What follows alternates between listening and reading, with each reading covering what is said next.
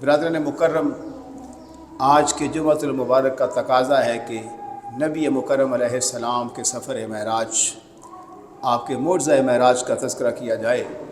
کیونکہ پیر اور منگل کی درمیانی رات 27 رجب اس رات کو نبی مکرم علیہ السلام کو اللہ قدوس نے سارے انبیاء علیہم السلام سے جداگانہ ایک شان، ایک معجزہ عطا فرما کر آپ کو سارے انبیاء علیہم السلام سے مزید ممتاز فرمایا۔ مختلف سیرت کی کتب میں اور تفاسیر جو کتابیں ہیں ان میں یہ چیزیں لکھی ہوئی ہیں کہ نبی پاک علیہ السلام جب طائف میں مشرکین کے ظلم و ستم سے، اذیتوں سے جب کہ آپ کو زخمی کیا گیا، جب نالاں ہوئے، رنج و الم کا شکار ہوئے، لازمی بات ہے کہ اللہ قدوس وحدہ لا شریک ہے، وہ راضی بھی ہوتا ہے، ناراض بھی ہوتا ہے، نیکوں کی نیکیوں پہ راضی ہوتا ہے، گناہ گاروں کے گناہوں پہ ناراض ہوتا ہے، وہ جلال بھی فرماتا ہے، جمال بھی فرماتا ہے۔ ایسے ہی انبیاء علیہم السلام جو کہ انسان ایک کامل و اکمل ہوتے ہیں انسان لیکن کامل اور بے مثال، وہ بھی بشری تقاضوں کے باعث خوشی کو بھی محسوس کرتے ہیں، غمی کو بھی محسوس کرتے ہیں۔ تو طائف کے بعد اس بات کا احساس ہوا نبی پاک علیہ السلام کو کہ میں اللہ قدوس کی وحدانیت کی، اس کی توحید کی، دین اسلام کی جو دعوت دیتا ہوں، جس میں ان کی بھلائی ہے، بتوں کی پوجا میں ان کی دنیا بھی برباد ہے، ان کی آخرت بھی برباد ہے، اور یہ لوگ ہیں اتنی کوشش کے باوجود اپنے آباء و اجداد کے طریقے نہیں چھوڑ رہے،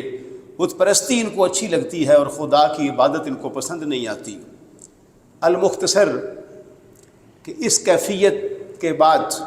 اللہ قدوس نے نبی مکرم علیہ السلام کو کئی طریقوں سے خوش فرمایا تاکہ میرے محبوب کو راحت محسوس ہو۔ ان خوشی کی اور راحت کے جو مہیا کرنے کے اسباب تھے ان میں سے ایک سبب معراج کا معجزہ ہے،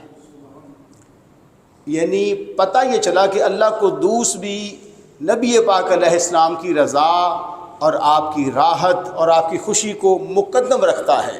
اللہ قدوس کو بھی یہی عزیز ہے کہ میرے محبوب علیہ السلام کی ذات پاک ہر وقت خوش و خرم دکھائی دے، کوئی بھی ان کو رنج یا تکلیف نہ دے، ٹھیک ہے۔ اور یہ صحابہ کا معمول تھا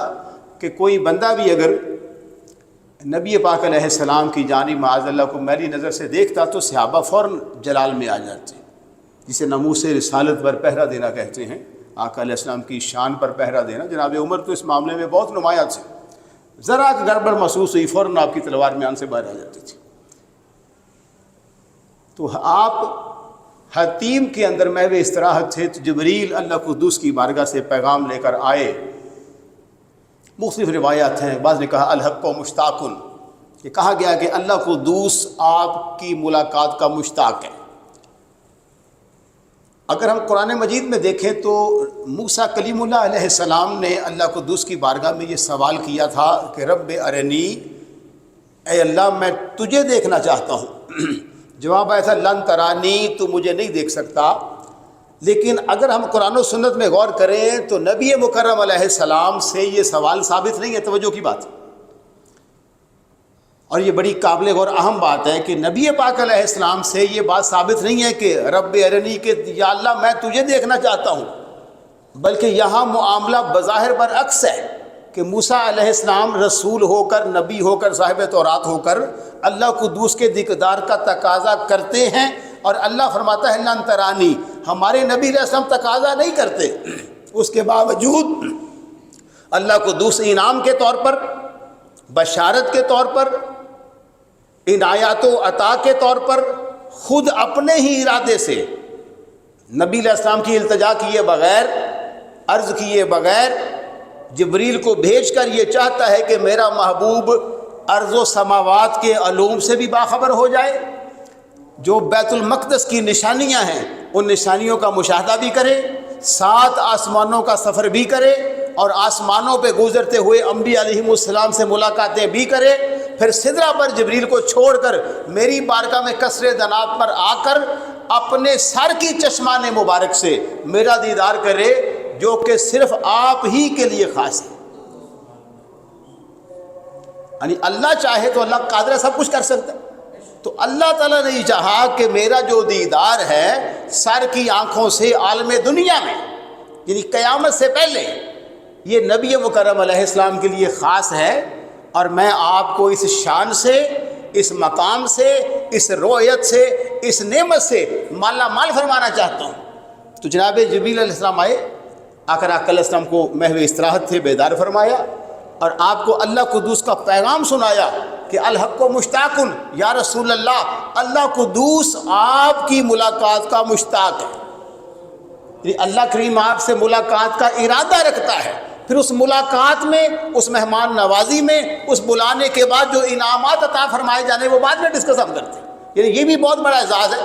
جیسے ایک اور مقام پہ قرآن میں فرمایا موسیٰ کلیم اللہ علیہ السلام، لیکن جب ہم یہ بات کرتے ہیں تو اس میں ہم معاذ اللہ کسی نبی کی تنقیص نہیں کرتے، وہ کفر ہے۔ اصل میں یہ بیان کر کے بتانا یہ مقصود ہوتا ہے کہ آج لوگ کہتے ہیں جو یہ اہل سنت جو ہے نا جی سنی، یہ حضور حضور بڑا کرتے ہیں، نبی نبی بڑا کرتے ہیں، ان کے مقام کو بڑا بڑا چڑھا کے بیان کرتے ہیں، یہ ساری باتیں غلط ہیں،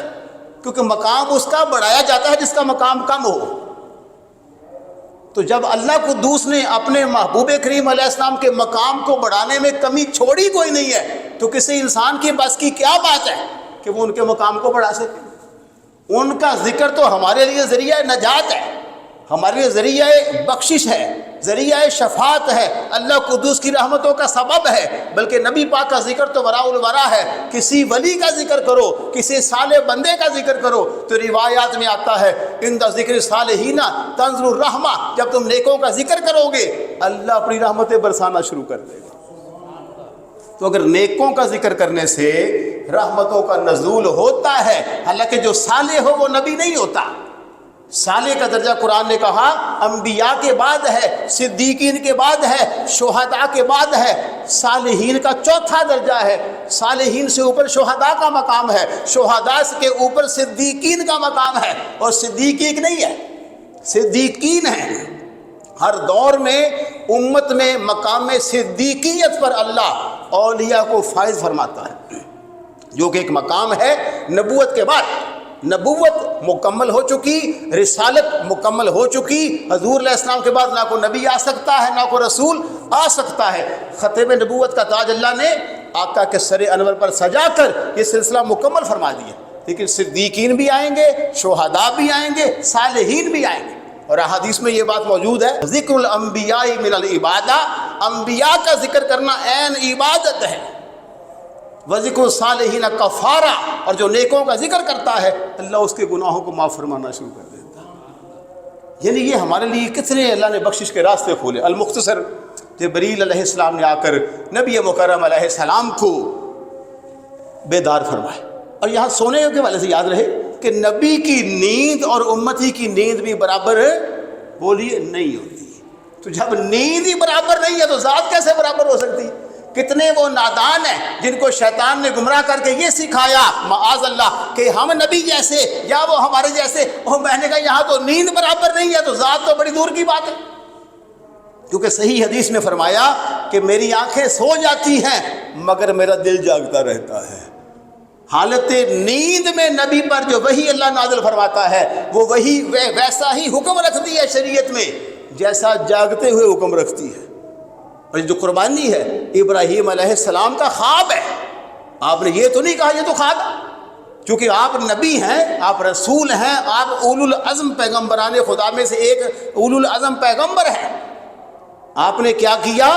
عالم رویا کے اندر جو اللہ کا پیغام تھا اس کو حقیقت میں عملی جامہ پہنا کے چھوڑا۔ عام کوئی بندہ ہوتا کہتا پتہ نہیں خواب میں کیا حقیقت۔ تو انبیاء علیہ السلام کے جو خواب ہیں تو امتی کے خواب سے بہت اعلیٰ مقام رکھتے ہیں۔ تو فرمایا میں جب سوتا ہوں میری آنکھیں محو استراحت ہو جاتی ہیں مگر میرا دل جاگتا رہتا ہے، دل باخبر رہتا ہے ہر وقت امتیوں کے احوال سے۔ تو مختصر حدیث میں آتا ہے کہ اسی موقع پر نبی مکرم علیہ السلام کا موضع شق صدر جو ہے، یعنی آپ کے سینہ مبارک کو جو چیرا گیا یا کھولا گیا، یہ بھی ایک معجزہ ہے، تاکہ اللہ قدوس کی بارگاہ کے اندر جو تجلیات کی ایک برسات ہے وہاں پر جو بہت زیادہ اس کی مزید صلاحیت پیدا ہو جائے۔ تو جناب جبریل نے ایک حکمت برا چشت آپ کے سینہ مبارک میں بِإِذْنِ اللہ داخل فرمایا، جس میں اللہ قدوس کا منشا تھا۔ المختصر، اب اللہ تعالیٰ کے لیے پوری کائنات کو پیدا کرنا کوئی مشکل کام جس نے کر دیا لفظ کن سے، لیکن جب نبی علیہ السلام کو اپنی بارگاہ میں بلایا تو جنت میں سے ایک براق کا انتظام کیا گیا، حالانکہ اور بھی کوئی سواری آ سکتی تھی۔ یعنی پروٹوکول اتنا زیادہ ہے۔ اور آج یہ جو اہل حدیث قسم کے لوگ ہیں، نجدی قسم کے لوگ ہیں، وہ پھر معراج کا انکار کیے جا رہے ہیں، اور نہیں یہ تو خواب کا معاملہ تھا، اور نہیں یہ تو روح کا معاملہ تھا۔ اور میں نے کہا نادانو،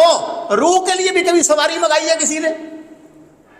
سواری تو آتی ہی تب ہے جب انسان بلانا ہو، جب مہمان بلانا ہو، روح تو سواری کی محتاج ہی نہیں ہے۔ اگر معراج روحانی ہوتی تو میرے آقا علیہ السلام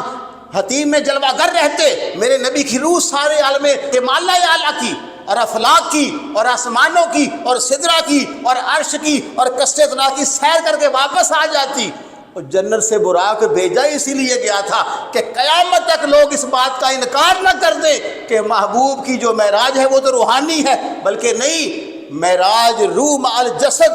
پورے جسم مبارک کے ساتھ کروائی گئی، جس میں روح بھی شامل ہے، میرے نبی کا نور مجسم سراپا بھی شامل ہے۔ یہ تو عقیدے کی بات ہے۔ اور جب اللہ قدوس نے قرآن میں فرمایا تو کیا کہا؟ اٹھائیے 15واں پارہ، سبحان الذی اسریٰ بعبدہ۔ لفظ عبد سے مراد بندہ اور انسان ہوتا ہے، یہاں نہ نبی کہا، نہ رسول کہا، نہ روح کہا، نہ بدن کہا، بلکہ لفظ عبد کہا۔ اور اقبال نے یہاں پہ نقطہ کھولا، کمال کا اقبال کہتا ہے عبد دیگر عبد ہو چیزیں دیگر، عبد کی مثال مل سکتی ہے، عبد ہو کی مثال نہیں مل سکتی، کیونکہ یہاں پر اللہ قدوس نے نبی مکرم علیہ السلام کو اپنا عبد خاص فرمایا۔ یعنی سبحان الذی اسریٰ بعبدہ، یہ جو ہی ہے یہ کہہ رہی ہے یہ اس کا بندہ ہے جس کا پیچھے نام اللہ اور سبحان ہے۔ یعنی آقا علیہ السلام کو اپنے ساتھ اللہ نے منسوب فرمایا کہ یہ جو بندہ میری بارگاہ میں آ رہا ہے، ویسے تو ساری کائنات اللہ کی ہے، کسی چیز کا ذرے کا انکار نہیں، قطرے کا انکار نہیں، لیکن یہ نسبت اپنے ساتھ ملا کر بتانا یہ مقصود ہے کہ آج اللہ قدوس کی بارگاہ میں، اللہ قدوس کی بارگاہ کا ایک خاص بندہ جو وجہ تخلیق کائنات ہے، جو مقصود کائنات ہے، وہ اللہ قدوس کی بارگاہ میں حاضر ہو رہا ہے۔ اور ایک کتاب میں بہت پہلے میں نے پڑھا تھا کہ جنت میں جب براق کا انتخاب کیا گیا تو بے شمار براق وہاں موجود تھے، یہ ایک جانور ہے، اس کا نام ہے، تو جس کا انتخاب کیا گیا اس کے ماتھے پہ لکھا ہوا تھا لا الہ الا اللہ محمد الرسول اللہ۔ اس کا انتخاب کیا گیا، اس میں دو باتیں تھیں، توجہ، بڑی قیمتی باتیں، اس میں دو باتیں یہ تھی۔ پہلی بات اس میں یہ تھی کہ اس کے ماتھے پر کلمہ طیبہ لکھا ہوا تھا، دوسری بات یہ تھی کہ وہ ہجر مصطفیٰ علیہ السلام میں مسلسل رویا کرتا تھا۔ وہ جو براق تھا وہ ہجر رسول علیہ السلام میں مسلسل رویا کرتا تھا، تو اس کے رونے کی وجہ سے، اس کے کلمہ طیبہ کی وجہ سے اس کا انتخاب کیا گیا کہ آج اس کو عرصہ گزر چکا ہے ہجر مصطفیٰ میں روتے ہوئے، آج اس کو وصل کی گھڑی عطا کر دی جائے، آج اس کی ملاقات کروا دی جائے۔ پتہ چلا جو عاشق رسول، جو بندہ مومن اس نیت سے اشک فشانی کرے گا، آنسو بہائے گا، روئے گا کہ اللہ مجھے نبی کا وصل عطا کر دے، تو میرا اللہ اس کے آنسوؤں کی لاج رکھ لے گا، میرے نبی علیہ السلام اس کے آنسوؤں کی لاج رکھتے ہوئے حجابات اٹھا دیں گے، اسے اپنا رخ بدوحا دکھا دیں۔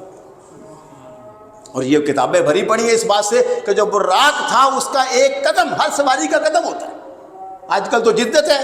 جہاز بھی آ گیا،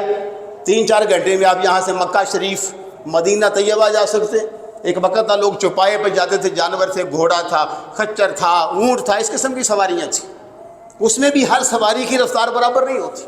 لیکن براق کی سواری، اس کا انداز سفر، یعنی ابھی آپ کی نظر یہاں پر ہے، پھر جب نظر اٹھے جہاں آپ کی نظر جائے گی اس کا دوسرا قدم وہاں جائے گا۔ یہ اللہ قدوس نے اس جانور کے اندر صلاحیت رکھی، ہر چیز میں کمال ہے۔ مثال کے طور پر اب ہم نظر اٹھائیں تو 1 سیکنڈ کے اندر ہماری نظر آسمان کو دیکھ لیتی ہے، رات کے وقت چاند کو دیکھ لیتی ہے، رات کو ستاروں کو دیکھ لیتی ہے، دن میں سورج کو دیکھ لیتی ہے۔ بھئی ہماری نظر 1 سیکنڈ سے پہلے، اور یہ تحقیق یہ ہے، توجہ، سائنس کی ریسرچ ہے کہ نظر کیسے دیکھتی ہے۔ نظر کے دیکھنے کے لیے ضروری یہ ہے کہ پہلے یہ سامنے پڑھے، پڑھ کے واپس پلٹے، پھر آپ کو بتائے گی سامنے ہے کیا۔ یعنی اس کی رفتار اتنی تیز ہے کہ ایک لمحے میں یہ آسمان پہ پہنچی، واپس پلٹی، پھر اس نے آپ کو بتایا کہ آپ دیکھ کیا رہے ہیں۔ تو اگر، اور یہ نظر مسلمان کی بھی ہے کافر کی بھی، آنکھ تو ہے نا دیکھنا، اگرچہ وہ ایمان کی قیمت تو پھر ایمان کی قیمت ہے۔ اگر ہر انسان اگرچہ صاحب ایمان نہ بھی ہو، وہ رات کو ستارے دیکھ سکتا ہے، چاند دیکھ سکتا ہے، دن میں سورج اور آسمان دیکھ سکتا ہے، تو پھر اللہ کے انبیاء علیہم السلام کیا نہیں دیکھ سکتے؟